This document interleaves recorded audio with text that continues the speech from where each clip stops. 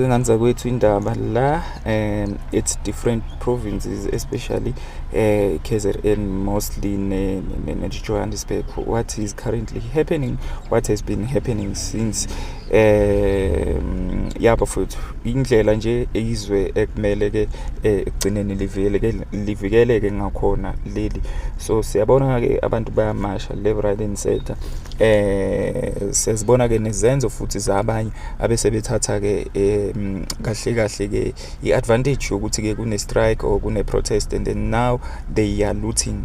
Uyabo, asazi ke kuyoqhubeka kuze kube yinini lokhu, kodwa abanye ke babushiwe according to ama reports, especially lapha eMpumalanga, Hammarsdale, KZN, la close to eThekwini, kuthiwa ke 5 babafethu ke ababoshiwe due to indlela ke abenze ngayo kwesinye seyitolo lapha yana ke. Bafethu, do comment on the section down below, tell me what you think mayelana ke nezinto ke ezenzakalayo, especially ke nje ngamamashi lawa aqhubekalayo both lapha yana ke Gauteng and also other provinces as well.